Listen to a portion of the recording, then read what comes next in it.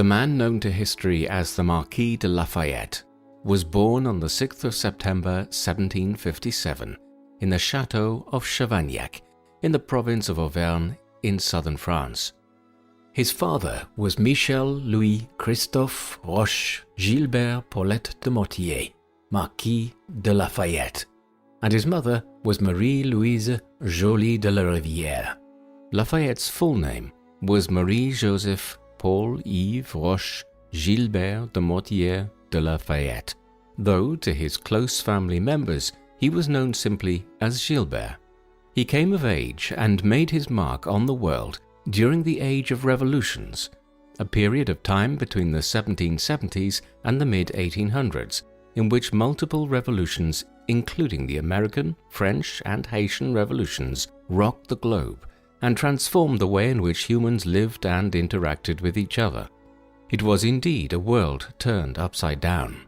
Lafayette played a direct role in two of these revolutions, the American and the French, becoming a national hero in both the United States and France. Whether it was on the battlefield or in the stateroom, Lafayette was a man destined to transform history. Lafayette's parents were from the lower nobility.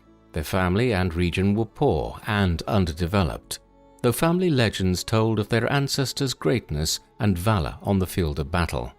Lafayette's father was a grenadier. The grenadiers were special soldiers recruited for their strength and talent. Previous generations were those that would throw crude grenades into enemy fortifications, though the practice was already dying out by the 1750s when Michel was at war.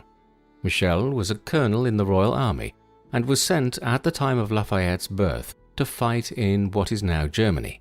In the mid-1700s, the territories of modern Germany were a loose collection of states and provinces.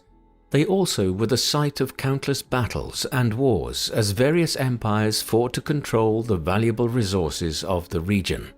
Michel likely learned through letter of the birth of his son, a cause for celebration in a society that placed the entire family fortunes on the eldest living male relative. Michel perhaps felt elation, knowing that now his family estate was secured for future generations. Michel was part of the French army under the command of Louis de Contades, the Marshal of France, that was gaining more and more territory in Germany during the 7 Years' War, a major worldwide conflict that pitted France against Great Britain and her German allies. The French had successfully captured the fortress of Minden, and thinking that they had their enemies defeated, marched to finish them off. The battle was a disaster for the French, their cavalry unable to crush the British infantry line.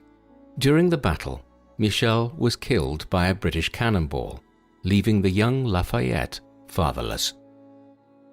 The death of her husband perhaps had a devastating impact on Lafayette's mother, Marie. Marie left her family and moved to Paris, only returning during the summer months until her death in 1770. One historian argues that Lafayette was left in the care of his maternal grandmother, Madame de Chavagnac. She was a woman who believed in the importance of her family and its potential for greatness. Strict but kindly, Madame de Chavagnac governed the manor and town effectively and with little fanfare. She tolerated her grandson playing with peasant children and showed little interest in the social life of France's royals. It was with his grandmother that Lafayette learned his first life lessons in the rural atmosphere of Auvergne, France. Though tutored by a French Jesuit and by an intellectual named Abbé Fayon, most of his time was spent in the outdoors on his family's estate. More than anything, Lafayette dreamed of military accomplishment and glory, just like his ancestors. His grandmother's stories had fed the flames of chivalry in the young boy, and he was eager to prove his worth to the Kingdom of France and build up the glory of the Lafayette name. However, his time in the countryside was ended when his mother, Marie, brought him to live with her and her father, the Marquis de la Rivière, a powerful man in the court of Louis XV and a commander of the Black Musketeers, the king's personal horse guard. There, Marie looked to initiate Lafayette into the world of aristocracy and social graces. He was sent to school and he began attending balls. Almost 2 years after his arrival in Paris, Lafayette's mother died of a fatal illness on April the 3rd, soon to be followed by her father, the Marquis de la Rivière, on April the 24th, 1770. Lafayette was now an orphan at the age of 13 and left with a tremendous fortune of 120,000 livres, making him one of the richest people in France.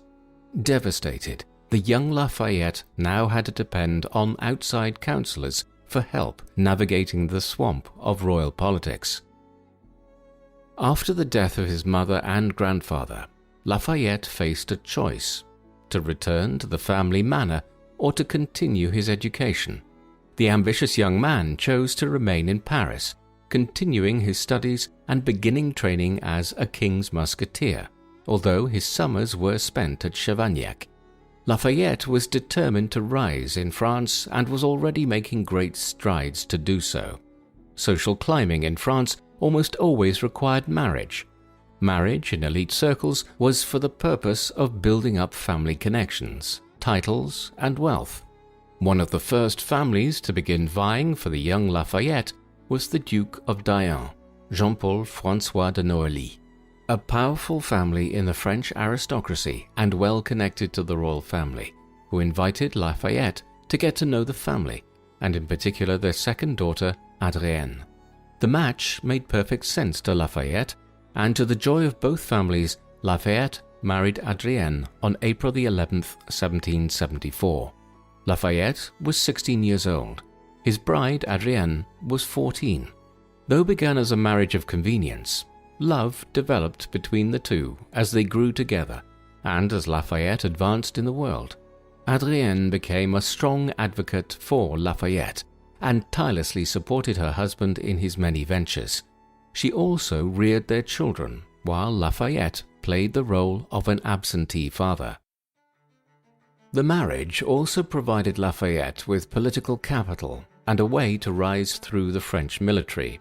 His father-in-law placed him in the Noailly Dragoons, a prestigious military group, perfect for an ambitious young Frenchman wishing to make a name for himself.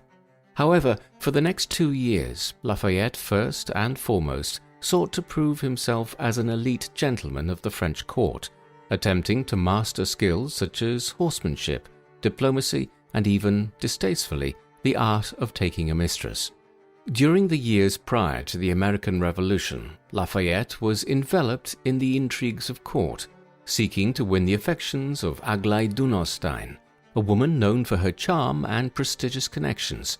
He failed miserably, though succeeding perhaps in wounding the heart of his devoted and faithful young wife. Though his father-in-law himself played similar court games as his son-in-law, Noailly wanted to drill some discipline into what he perceived to be a reckless youth. Thus, in 1776, Lafayette found himself in the town of Metz, a city in northeast France. It was here that Lafayette began hearing about a distant conflict in America between Britain and her colonies. Lafayette, eager to enact revenge on the people who killed his father, was immediately intrigued. Lafayette began studying everything he could about America. A 19-year-old gifted with an active mind and willingness to learn, Lafayette was initiated into the Freemasons, a covert fraternity which at the time espoused chivalric ideals. There he came into greater contact with other sympathizers of the American revolutionaries. Seeking his father-in-law's help in aiding the Americans, Lafayette was instead counseled to wait and let men of lesser fortunes risk it on the Americans. Lafayette, whose bitterness towards the British and acceptance of Enlightenment philosophies of liberty and natural law was undeterred. He, along with hundreds of other adventurous young European soldiers, believed that America was a backwater that needed professional help. King Louis XVI forbade Lafayette and his co-conspirators to go to America, fearing that any premature interference would result in failure for France. However, not even the king's command could stop the idealistic and headstrong youth. In the summer of 1776, just as the American Continental Congress was debating and declaring independence, Lafayette was meeting with Silas Deane, the American ambassador to France. Lafayette argued that he was prepared to help the Americans, even willing to risk his vast fortune in order to come to their aid. To the American delegate, Lafayette's offer was too good to turn down, and the young Frenchman was given a generalship in the Continental Army. Enthused, Lafayette plotted his trip to America, along with a few fellow French officers. Lafayette purchased a ship named Victoire and began outfitting the vessel. While his ship was preparing itself, Lafayette travelled to London to visit Adrienne's uncle, the Marquis de Noailles, who was then ambassador to Great Britain. Visiting various political figures, including George III, the King of Great Britain, Lafayette dazzled everyone he met with his personality and wit. Little could any of the British elites he met with have imagined that the young Frenchman would soon be leading American colonists against British forces. From London, Lafayette wrote to his father-in-law, who, though supportive of the Americans, saw Lafayette's defiance of the king as foolhardy. Adding to the complexity, Adrienne was pregnant with Lafayette's second child. Noailles was furious and acted instantly to stop his son-in-law, even asking some officials to place the young man in the Bastille, the famous French prison in Paris, till Lafayette had cooled off. Undeterred, Lafayette directed his ship to the Spanish port of Los Pasajes and entered Spain in 1777, disguised as a courier. Despite further threats from the king and other nobles, Lafayette was determined to earn glory in America and return to France a hero. From May to June of 1777, Lafayette's ship made its way across the Atlantic, hoping to avoid both British military vessels and French ships. Throughout the trip, Lafayette wrote letters to his wife, informing her of the adventures he was having, never thinking much of how his disappearance could have impacted on his young pregnant wife. Lafayette instead focused on his excitement at coming to America, at becoming an American, and fighting for a cause worth dying for. Lafayette stated in one letter that the happiness of America is intimately connected with the happiness of all mankind. She will become the safe and respected asylum of virtue, integrity, toleration, equality, and tranquil happiness. Her happiness and my glory are my only incentives to the task of fighting for America.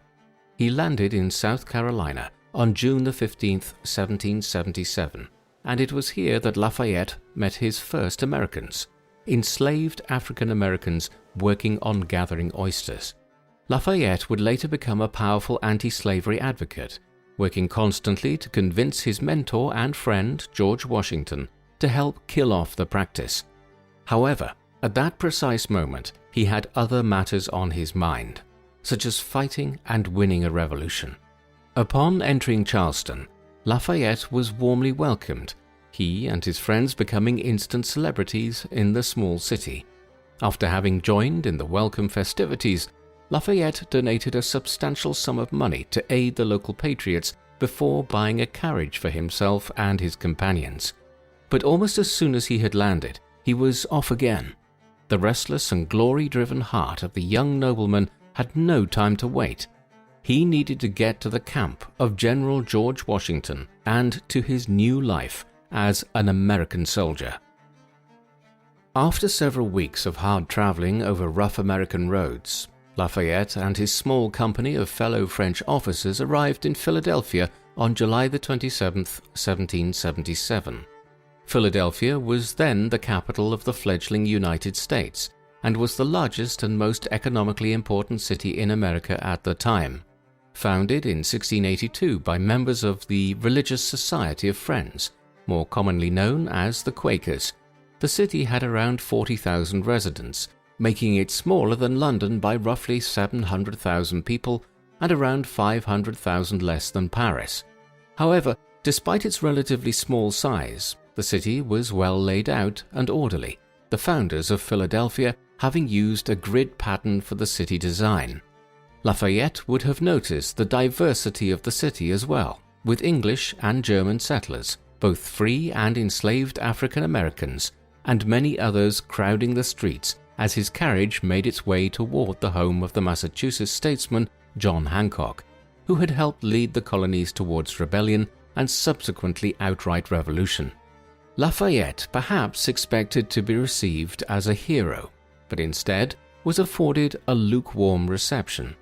From the start of the American Revolution, a flood of European adventurers had crossed the Atlantic to offer their services to the fledgling United States for high pay and high official status. Many of these men claimed higher ranks than they actually were, and the vast majority were completely incompetent. Lafayette's arrival coincided with a change in fortunes for the Americans. In the spring of 1776, the American armies in Canada had been driven back into New York by a British force led by Scotsman Guy Carleton. In New York, General William Howe had invaded, bested, and nearly wiped out the American armies commanded by George Washington. Narrowly escaping New York, Washington retreated to defend Philadelphia. Washington's army had won several crucial victories at the battles of Princeton and Trenton, thus buying the American army more time. Despite these victories, the American army was plagued by a lack of funds, food, and supplies. Americans were desperate. Hancock refused to meet Lafayette, his secretary instead sending the Frenchman and his companions to see Robert Morris, the man behind the finances of the Continental Congress. Morris likewise was dismissive and suggested that Lafayette instead confer with James Lovell, who served on the Congressional Committee of Foreign Correspondence. Meeting Lovell at the Pennsylvania State House, Lafayette was likely shocked to hear that his services would not be needed and that the promised rank of general in the American army was not to be his. Lafayette was devastated. However, Lovell, after reviewing letters from Benjamin Franklin and Silas Deane regarding Lafayette, sought out the young Frenchman and apologized for his initial hostility. Lafayette in turn expressed his willingness to serve as a simple soldier, if it meant that he could fight in the cause of freedom. Lovell was excited and intrigued by the young Frenchman, who appeared to want nothing more than to fight for his adopted country. Lovell brought Lafayette before Congress, who awarded him the status of a Major General. However, he was not to command any units and was instead to be a visitor and advisor to the American commanders already in the field. In essence, his position was honorary. Congress, eager to move to the next problem, turned the matter over to George Washington.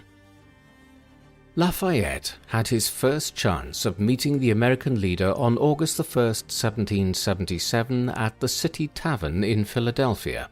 There, Lafayette mingled with other American officers and elites and was able to introduce himself to the commander.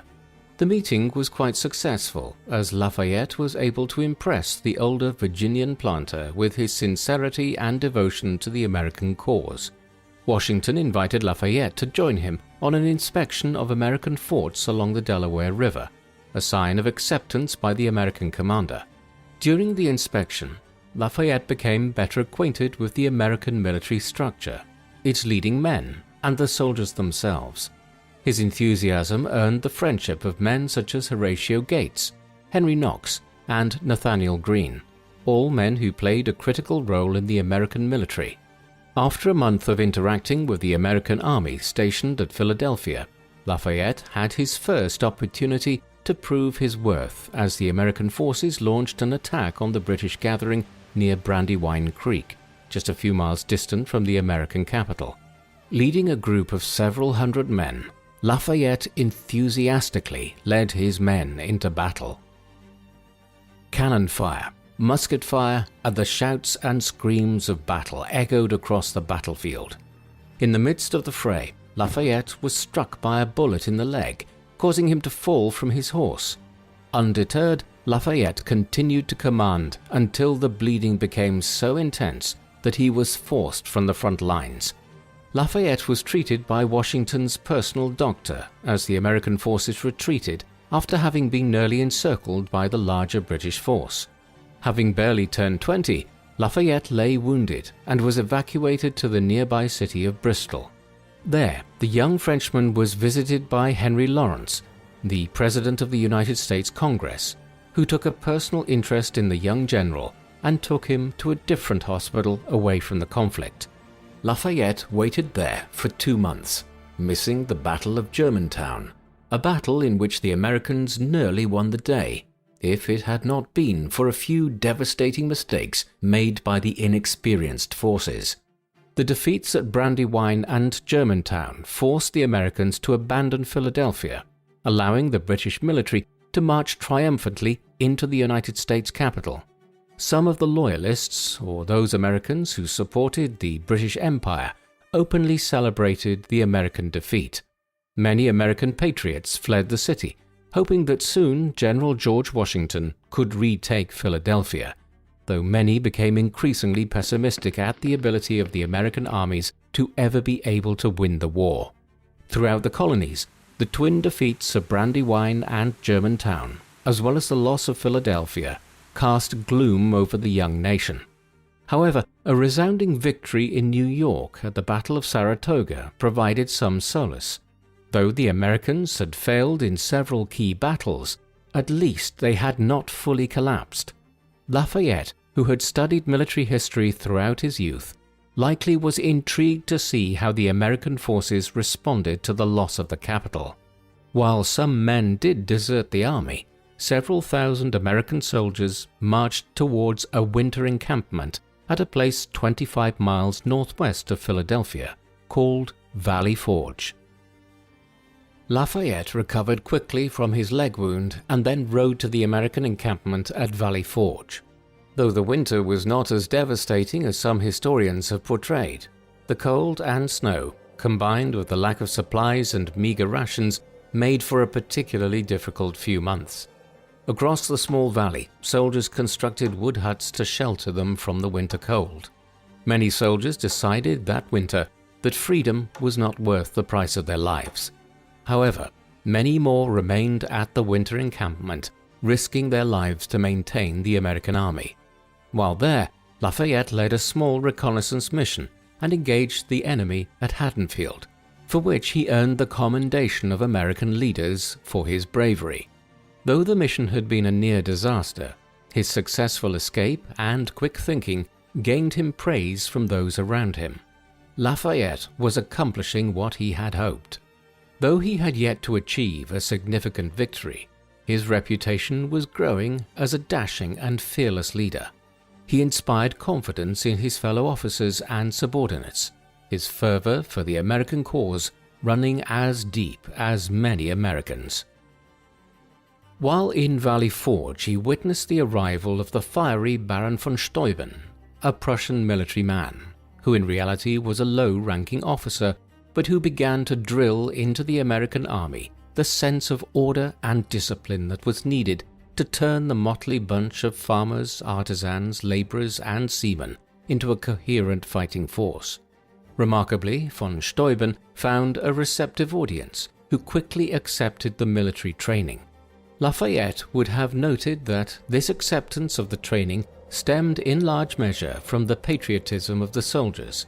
These men were not fighting for kings, for the glory of a nation, or for money or gold. At the time, Congress was heavily in debt, unable to pay its soldiers for several years. Lafayette likely would have realized that these soldiers fought for the ideals that had inspired himself to cross the Atlantic and risk his reputation, his fortunes, and his very life. The American cause of liberty, equality, and justice was the glue that held much of the army together. Lafayette believed fervently that his ragtag group could win, though when their victory would come was yet to be seen. As winter turned to spring and the cold winds coming down the Schuylkill River from the hills to the west subsided, the American army received welcome news. The French government, following the American victory of Saratoga and the near victory at Germantown, had decided to support the Americans in their fight for freedom as a way of damaging their old enemy Great Britain. Louis XVI had agreed to an alliance with the young republic, thus diverting much of Britain's strength and attention to defending its Caribbean sugar colonies from the French. Soon French forces would be sent to America to help drive the British from the American coastlines. Celebrations were held at the News as men and officers rejoiced at the change in fortunes. Then came the opportunity that Lafayette had been dreaming of since his arrival in America: the ability to command his own army in the field of battle. Though the Americans had failed to seize Canada during the years of 1775 and 1776, many in Congress and in the American military believed that there was still sufficient support for their cause among the old French-Canadian settlers living along the Gulf of St. Lawrence. In fact, several hundred Canadians had joined the American armed forces and had participated in most of the major battles, including the battles of Brandywine, Germantown, and Saratoga. These Canadians would be assigned to Lafayette's command, as well as several thousand other American soldiers. The American command hoped that, with the alliance with France, they could receive help in retaking the old French colony of Quebec that had been seized by the British in 1763. Lafayette was ecstatic. Not only would he help the Americans by removing the threat of invasion from Canada, but he also would be able to avenge the French loss of 1763 and restore the honor of his beloved France. Arriving in Albany, New York, Lafayette discovered that the army was far smaller than promised, and that there would be little support shown for a second invasion of Canada. The lack of French support did much to kill the operation as well. Disappointed and frustrated, Lafayette found himself far from his friends in the main American army and dealing with a disorganized and collapsing military structure in the north. Turning his energies to rebuilding the northern wing of the Continental Army, Lafayette found himself facing a formidable opponent, the Native American powers aligned with Great Britain. The indigenous peoples of North America had long posed a challenge to colonists' plans of expansion and conquest. Rather than passive victims, as they were sometimes portrayed, these tribes were groups of people who were willing to fight and contest the advancing empires. In fact, these Native American tribes were also willing to conquer and create vast empires themselves. The Iroquois or Haudenosaunee Confederacy had successfully established a powerful empire in northwestern New York State and remained a strong player in imperial ventures. On many occasions, they had played European powers off against each other and had succeeded in gaining more territory and supplies from their European enemies. Lafayette himself sought to negotiate with the Six Nations, as the Haudenosaunee Confederacy was also called. For a disciple of the Enlightenment, Lafayette was enthused at the opportunity to observe the native peoples of the region. He participated in negotiations and believed that he had played a successful role. Though he spent little time in northern New York, he was as busy as ever attempting to bring success to the American cause. It was while there that Lafayette learned of a tragedy that shocked him deeply. His daughter, Henriette, had died. She was only 2 years old. Lafayette soon returned to Washington's camp and was nearly captured at the small battle of Barron Hill outside of Philadelphia. In May of 1778, Lafayette led several thousand men almost into a trap, narrowly escaping once again. Luck seemed to constantly be on the young man's side. Lafayette was also present as a massive French fleet arrived to aid the Americans in July of 1778. However, the French commanders were timid and worried about the possibility of severe losses, recalling the brutal defeats at British hands during the 7 Years' War. It was also true that French resources were far more limited than the British Empire's. In order to win, they had to have victories without great expense, and the commander of the fleet, Comte d'Estaing, was unwilling to make any risky move for the Americans. Thankfully, their mere presence on the American coastline was enough to force the new British commander, George Clinton, to decide to evacuate from Philadelphia and retreat towards New York. Seeing an opportunity, Washington's army, which had been training throughout the winter of 1777 and 1778, attacked.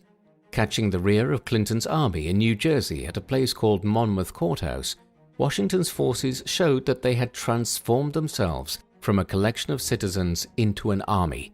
Surprised, the British were unable to overwhelm the Americans as in previous battles. While the battle technically was a draw, it was an incredible intellectual victory. Americans had nearly bested one of Europe's strongest empires on the field of battle.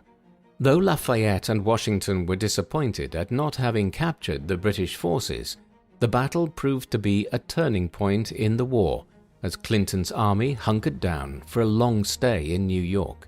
Meanwhile, the French forces under Comte d'Estaing continued to cause problems in the French and American alliance.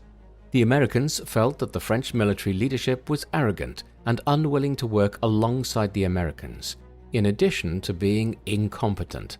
Lafayette worked to calm tensions. However, Americans like Washington believed that in order to succeed they would need more help than a single French navy that had sailed off towards the Caribbean after a few disappointing months in North America. Approached by Washington and Congress, Lafayette was charged to return to France to help reinvigorate the alliance and see if France could contribute more to the cause. Lafayette set sail from Boston, Massachusetts on January 11th, 1779 and arrived in France at Brest on February 6th. A new chapter was beginning as Lafayette began to wield his fame and enthusiasm in the court of Louis XVI.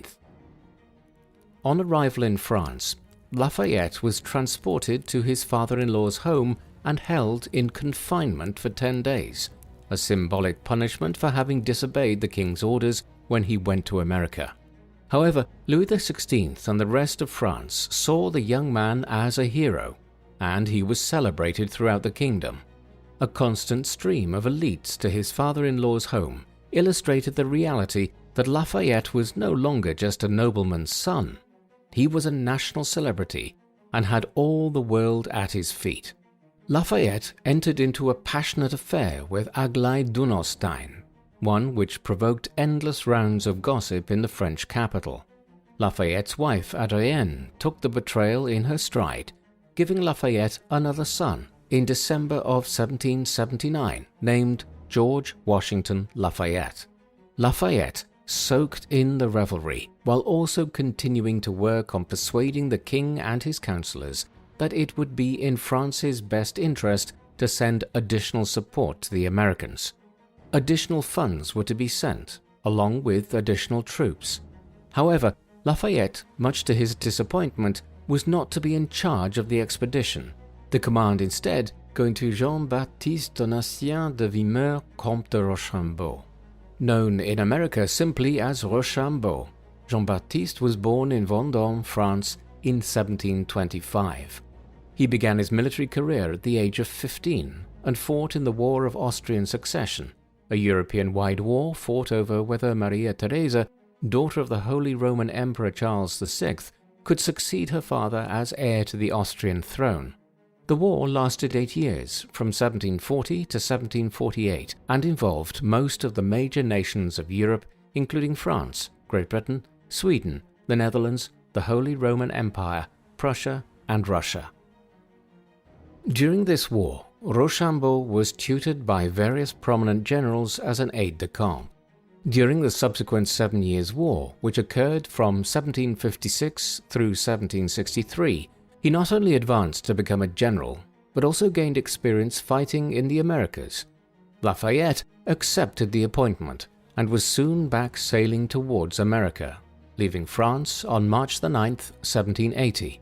What mattered was that the Americans succeeded, and victory should come to what Lafayette considered the brightest beacon of freedom in the world.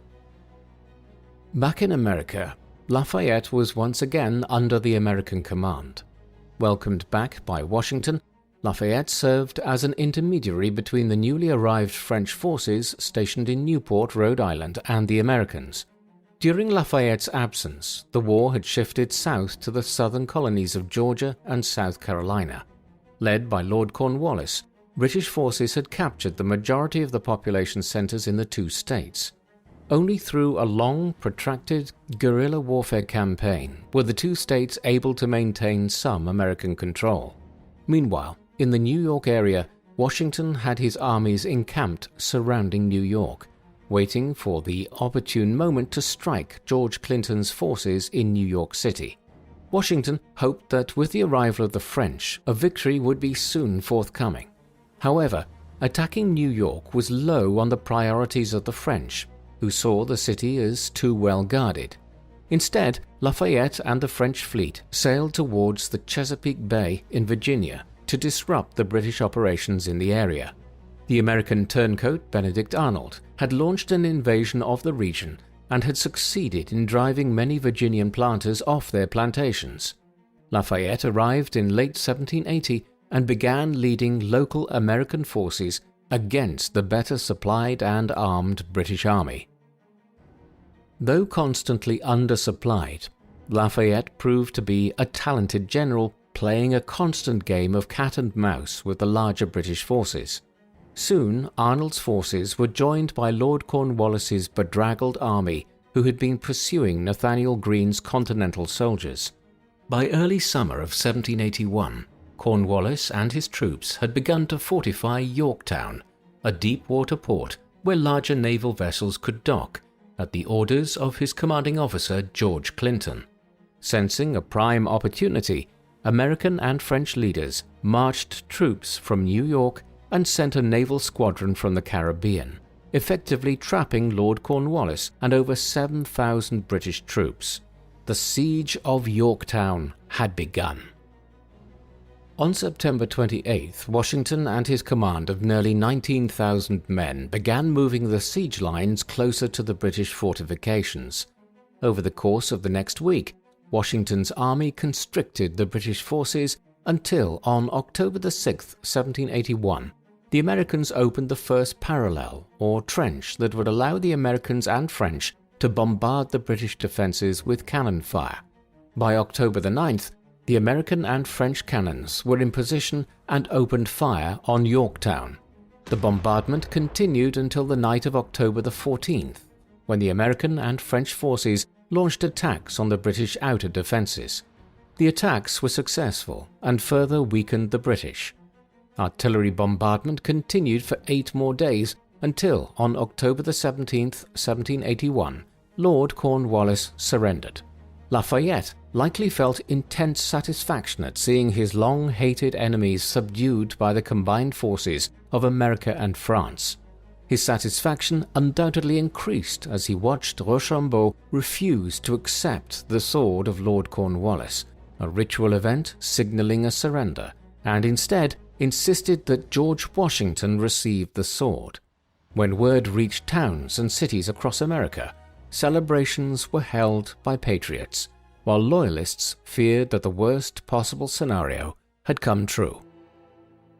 The war would take another 2 years to be settled, as deliberations in London and Paris attempted to sort out how exactly the colonies would be separated from Great Britain.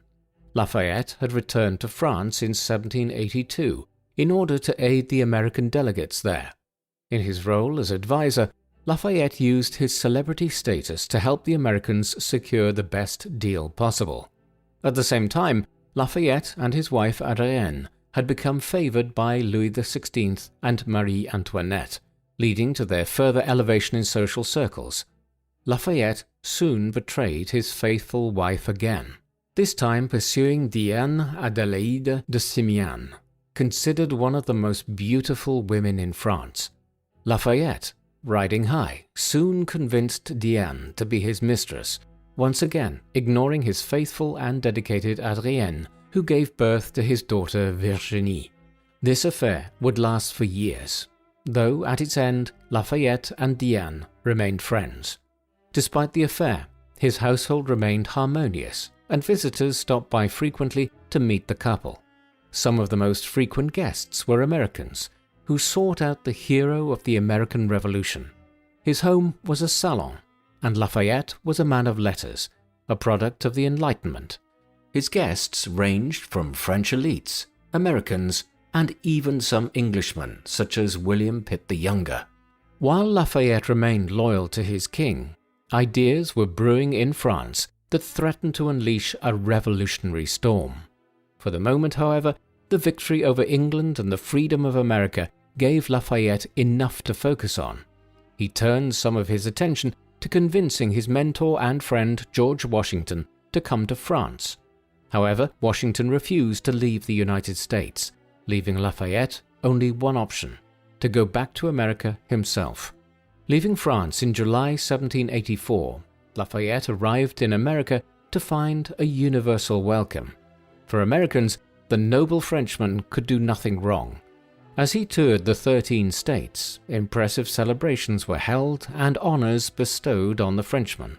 He visited Washington at Mount Vernon and celebrated the growth of the United States. Though the nation had many struggles ahead of it, Lafayette was convinced the Americans could and would succeed. When Lafayette returned to France in 1785, he continued his participation in the salon culture of Paris. Forays into mesmerism, a pseudo-scientific treatment for disease, as well as supporting other scientific endeavors, were all part of his persona as a man of the Enlightenment. Throughout 1786, Lafayette toured Central and Eastern Europe, observing Prussian military operations and touring Vienna, the capital of the Austrian Empire. He wrote to numerous friends across the Atlantic, particularly George Washington, advocating for the spread of liberty and uplifting mankind. One of the projects he gave considerable energy to was the destruction of slavery. Using his own funds, he purchased lands in Guyana in South America and began a free plantation for liberated slaves. A proponent of gradual emancipation, he could little conceive how brutal the environment of his plantation was, having never visited and only directed his operations from afar. Yet he believed sincerely that slavery could be ended if leaders such as his friend George Washington took up the call to advocate for emancipation. By 1786, Lafayette was a leader and social icon, a trendsetter, had seduced the most beautiful woman in France, and was a hero of both France and America. However, this fantasy Lafayette had built for himself started to crumble in 1787. The suicide of his lover's husband caused rumors and gossip to spread in the court, many condemning Lafayette for seducing a woman who had resisted previous advances. Not only that, but political turmoil was brewing as popular discontent grew among the people over the state of the French government. A friend to the king, Lafayette was still a Republican revolutionary at heart, and the next decade would demonstrate his willingness to connect with the masses. The American Revolution had unleashed a whirlwind on Europe that would take decades to subside. Louis XVI sought to restore order and stability to the kingdom's finances and structure by calling together an assembly of notables, in essence France's parliament, which had not met in hundreds of years. Lafayette, an appointed member by the king, tirelessly called for reforms such as toleration for Protestants and tax reduction for the poor. Throughout the month of February of 1787, Lafayette and other reformers barraged fellow members with calls for a National Assembly. In the end, the king called an Estates General, an assembly of representatives from the 3 estates or classes in the realm of France: the nobility, the clergy, and the commoners, to be held in 1789. On May 5, 1789, the Estates General gathered at Versailles, beginning the process that would be the beginning of the end for the Kingdom of France. Lafayette had been appointed a delegate for the Second Estate, the nobility. He understood that this event was historic, with the last Estates General having been called back in 1614. The French kings had ample reason to avoid calling the estates. A robust gathering of elites always had the potential to turn against the king's policies. Such a confrontation was never desirable, and it proved far easier for kings to rule without the advice of the estates than with them. Yet in this moment of crisis, as support and confidence were eroding in the monarchy, calling the estates was a last-ditch attempt at stabilizing the situation, particularly as riots and violence spread as thousands of the lower classes found themselves starving to death. After Louis XVI opened the Assembly, it quickly devolved into chaos. The Third Estate, representing the vast majority of France, demanded more equal power in the Assembly. The conflict escalated until on June the 17th, the Third Estate rebelled and declared itself the National Assembly and began forming a constitution. Louis XVI attempted to intervene on June the 23rd, only to find that no one was willing to listen. Events continued to escalate until on July the 14th, crowds of protesters stormed the Bastille, the French prison and symbol of royal authority. On July the 15th, a new militia organization, the National Guard, was established by members of the Third Estate. Through it all, Lafayette's fame as a man of the people exploded. His speeches and impassioned pleas to his fellow nobles to heed the demands of the Third Estate won him many allies and equally as many enemies. Though Lafayette was a Republican, he continued to support the idea of a constitutional monarchy, one in which the king was bound by written laws. He supported the new National Guard until August, when he watched mobs kill state officials blamed for the price increases in Paris. His attempted resignation was stalled by his officers, who convinced the national hero to remain. Lafayette found himself caught between two conflicting worlds, the world supported by the aristocrats and monarchy, and that of the Assembly. Lafayette would try to bridge the two worlds in ways that would satisfy neither faction. After a summer of tensions, Lafayette found himself facing another potential crisis: diminishing supplies of bread in Paris, as well as the refusal of the king to go along with the Assembly's reforms, helped fuel a mass demonstration from the poor women of Paris. On October the 5th, 1789, a massive crowd of women marched towards Versailles, demanding the royal family accept the Assembly's reforms and come to Paris. Lafayette and his men arrived too late to stop the women's march, but decided to follow the proceedings, perhaps as an effort to maintain order. The king received delegates of the mob, in which he promised to send flour supplies to Paris. However, the gathering insisted that the king and his family return to Paris to be with the people. The next day, in the early morning hours, violence broke out as crowds flocked to Versailles and some of the mob attacked members of the royal bodyguard. Lafayette worked furiously to calm tensions, to little avail. Lafayette suggested that the king follow the mob and return to Paris to calm tensions. Trusting Lafayette, the king agreed. One moment that riveted the crowd was when Lafayette brought Marie Antoinette to a balcony at the request of the mob. There, he kissed the queen's hand in a gesture of respect and loyalty. The crowd responded enthusiastically, seeing their hero accepting the queen. Though the mob remained on the verge of greater violence, Lafayette seemed to have a calming influence. The king and queen left for Paris on October the 7th, acceding to the crowd and setting the stage for the collapse of the French monarchy.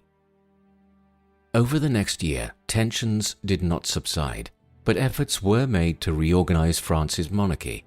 On July the 14th, 1790, the king accepted the national constitution and the Assembly, a moment which led to mass rejoicing and celebration. Lafayette himself was ecstatic.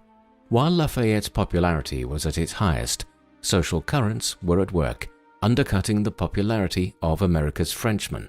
Among royalists, Lafayette was seen as a traitor, a man who allied far too much with the mobs. Among the crowd, a growing opinion asserted that Lafayette was too much of a royalist and far too attached to the king.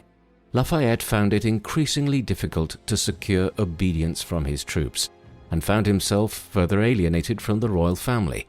However, Lafayette, perhaps arrogantly, believed that peace was coming to France, and with it, a better, enlightened government. His fantasy world was destroyed when the royal family attempted to flee Paris on June the 20th, 1791, only to be captured on June the 21st. Lafayette was distraught. The attempted flight undermined trust in the king among the crowds of poor Parisians, and its failure enraged aristocrats who had been planning a counter-revolution. Lafayette's reputation was declining rapidly among both groups, but the most significant damage came on July 17, 1791, when Lafayette's troops engaged in a heated street battle with radical revolutionaries, which resulted in over 50 killed and many more wounded. Though done to restore order, many radicals saw Lafayette's actions as a complete betrayal. This event destroyed his popularity among many poorer Parisians, who began to believe that Lafayette was, in reality, not a friend to the people. After months of tensions, Lafayette resigned his commission on October 8, 1791. He was 34 years old and now hated by both parties. Lafayette returned home to Auvergne, hoping to reset his career. Back home, Lafayette found that the local nobles were uninterested in interacting with him, though many peasants saw him as a hero. His few supporters in Paris attempted to have Lafayette made mayor, but he lost in a humiliating manner. However, his friends in the National Guard insisted that Lafayette be selected as one of the 3 commanders of France's army. In this, he was opposed by radicals from the left, who sought to use the army to their advantage. Lafayette continued to vocally support the king, which won him only more anger from the radical leftists in the Assembly, many of whom were part of the Jacobin Club, a far-left political party that sought to destabilize and overthrow the monarchy. In 1792, further protests and riots in Paris broke out, the power of the king shrinking with each disturbance. As the king became increasingly unpopular, so did his defender Lafayette. On the 10th of August 1792, a riot ransacked the king's palace in Paris, which forced the royal family to seek the protection of the National Assembly. The image of absolute monarchy, or even a strong constitutional monarchy, was broken. Derided by Jacobins as an agent of foreign powers, specifically the Austrians, Lafayette attempted to shore up support for the king by demanding his troops swear loyalty to the nation, the law, and the king. Few followed his commands, and he was released from his command on the 17th of August 1792, and on the 19th of August his arrest was ordered. On the 19th of August, Lafayette and 22 other officers fled to the town of Rochefort, a town under Austrian control. Rather than be allowed passage to a neutral nation as Lafayette had hoped, he and his comrades were arrested and treated as prisoners of war. While Lafayette languished in prison, the French won a resounding victory on the 20th of September 1792 over the Prussian Empire, thus ending any outside attempts to restore Louis XVI as King of France. The following day, the First French Republic was proclaimed, to rejoicing among the crowds of Paris. While Lafayette remained in prison, the new regime seized Lafayette's property and mocked the former hero. Meanwhile, the rulers of Austria and Prussia took their anger out on a man they believed had been responsible for the fall of France's monarchy. Lafayette was tortured, deprived of air and light, given meager, dirty rations, and subjected to brutal guards.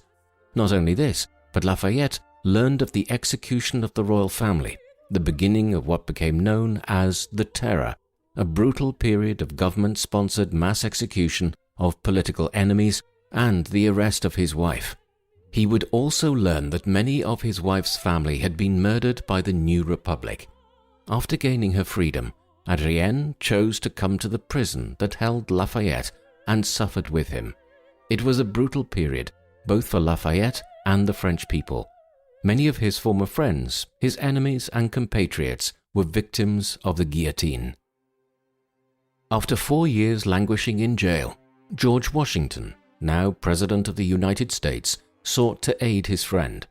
Though the United States was a young and a relatively powerless nation, the networks that Americans in Europe had built proved to be essential in securing Lafayette's release. Through these networks, France's new ruler Napoleon Bonaparte was able to force the issue. In order to save face, the Austrian government released Lafayette and his family on the 19th of September 1797, declaring that they had done so only at the request of the Americans and through their own generosity. Though freed, Lafayette understood he would be unable to return to France and instead stayed in Hamburg, in what is today Germany, with his wife's aunt, the Madame de Tessé. The stay in Hamburg was punctuated by a near continual stream of visitors seeking the former general. Lafayette moved the family to a personal estate and then to Holland in 1798, but in the process nearly wiped out the family fortune. His wife, Adrienne, continually plied her networks in the French government to receive permission for Lafayette to return to France. However, her husband's vocal criticism of the French Republic, especially the leadership of the nation, made her work far more difficult. Lafayette, never a particularly patient man, forced the issue in November of 1799 when he entered France under a false name and travelled to Paris. When he was discovered, Napoleon was livid. However, he permitted Lafayette to stay if he avoided attracting attention. The former French hero acquiesced, and the Lafayette family, at long last, returned to France. The nation had changed immensely over the 7-year absence of Lafayette. The Republic had bled so much of its strength in internal strife and in the near-constant wars with its neighbours. From the ruins of the 1790s emerged one of the most powerful leaders in the history of modern Europe, Napoleon Bonaparte. Lafayette had a grudging admiration for the soldier from Corsica. Though he disliked his attacks on the liberal order and the distancing of France from the United States, he knew that it was Napoleon who had saved him and his family from a life in an Austrian prison. Bonaparte knew that Lafayette had the potential to be a problem to his rule. Rather than destroy Lafayette, Bonaparte sought to use him and intertwine him into the web of his followers. However, Lafayette continued to decry what he felt were Bonaparte's attacks on French liberty, a tactic that earned him little favour with the most powerful man in France.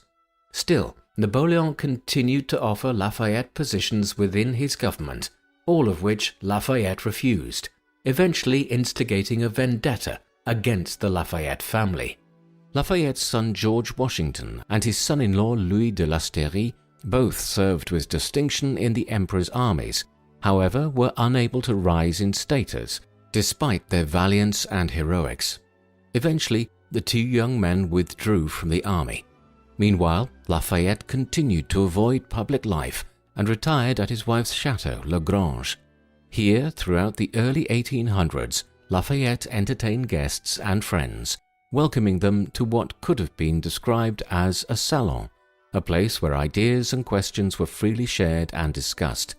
It was during this period that his wife Adrienne died from complications caused by her time in prison with her husband. Her death on the 24th of December 1807 left a void that no other could fill. 7 years under Napoleon's rule did little to change Lafayette's life. He avoided public debates and continued to receive guests at his home, all the while experimenting with farming techniques on his land. But the defeat of Napoleon and his exile in 1814 changed the course of France once again. The restoration of the royal family under the leadership of Louis XVIII was a time of reflection for France and for Lafayette.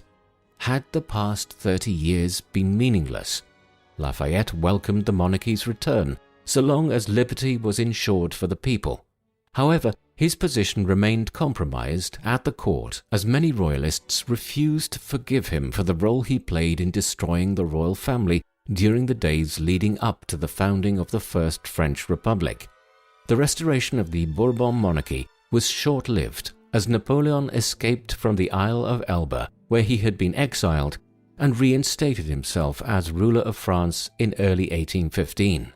The royal family once again fled, and Napoleon began the project of winning the hearts of the people and driving out foreign powers from French soil. Napoleon once again attempted to woo Lafayette, but to no avail. Lafayette instead sought a seat in the Chamber of Representatives of France. Elected on the 8th of May 1815, Lafayette believed that his involvement could once again help shape the nation. bringing it closer to the ideals he had believed in since he first went to fight in the American Revolution.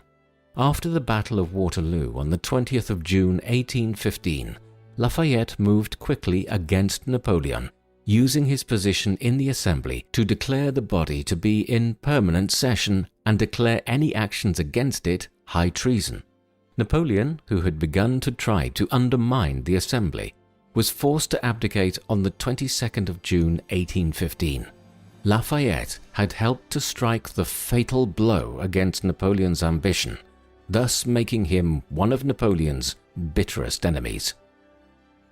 Soon after the fall of Napoleon, Louis XVIII and his allies quickly maneuvered to displace Lafayette and other assemblymen from places of power.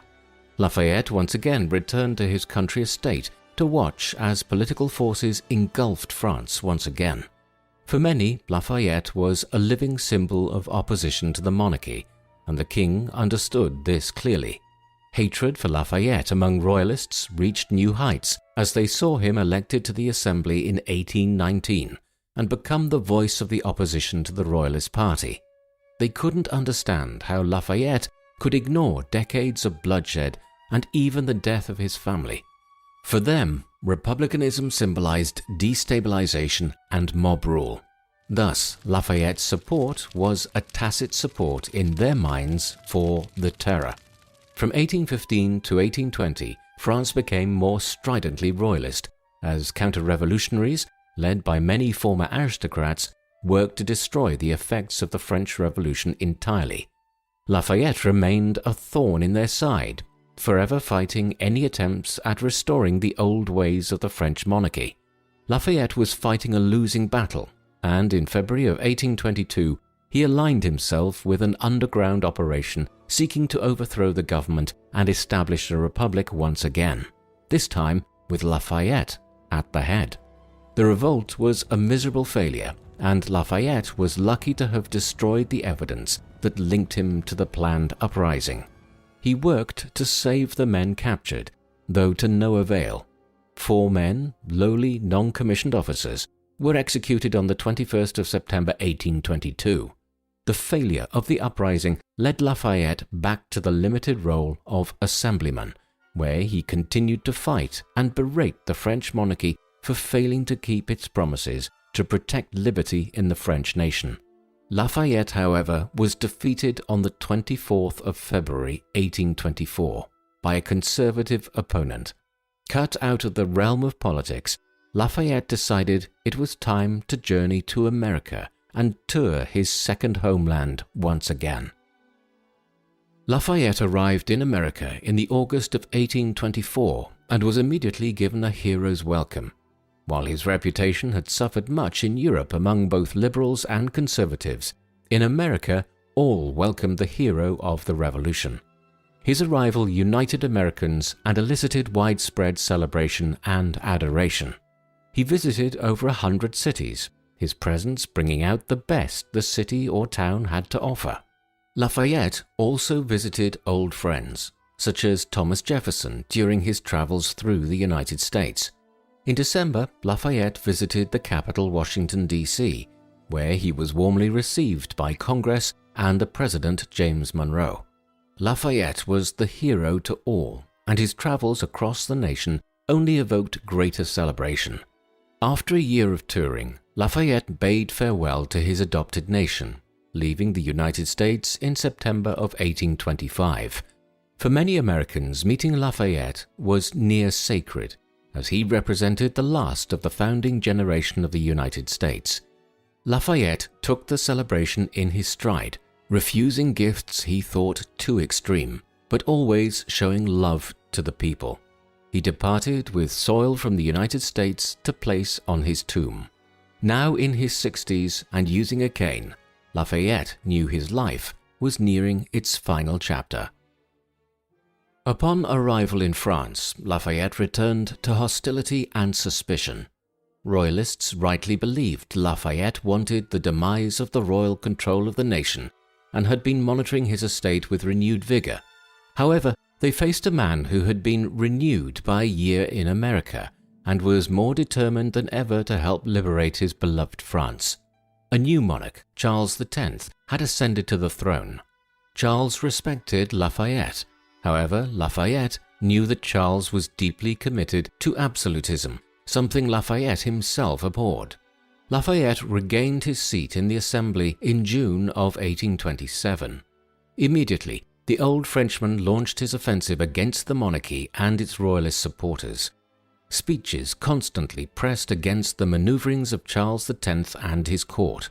Lafayette once again proposed universal suffrage, only to find that the court, particularly Charles X, refused to comply. As Lafayette galvanized the opposition, Charles X made a costly mistake in July of 1830 when he looked to suspend the freedom of the press and dissolve the Assembly. This action once again set off another revolution. After soldiers fired on protesters on the 27th of July, Lafayette determined to come to Paris and head the revolution. His old fire had not abated, and his willingness to fight monarchy was at an all-time high. Lafayette was placed at the head of the newly reconstituted National Guard, or the Citizens' Army. At 73, he was willing and ready to fight. However, unwilling to himself take leadership of the country, he instead endorsed the Duke of Orleans, Louis Philippe, as a constitutional monarch. On the 31st of July, in front of an anxious crowd, Lafayette made public his support by bringing the Duke to the balcony of the building in which Lafayette was staying, and in front of the crowd made a display of placing the French flag around the shoulders of the Duke. Lafayette hoped that the assurances of the Duke and the Duke's supporters that liberty would be protected would prove to be accurate. He was wrong once again.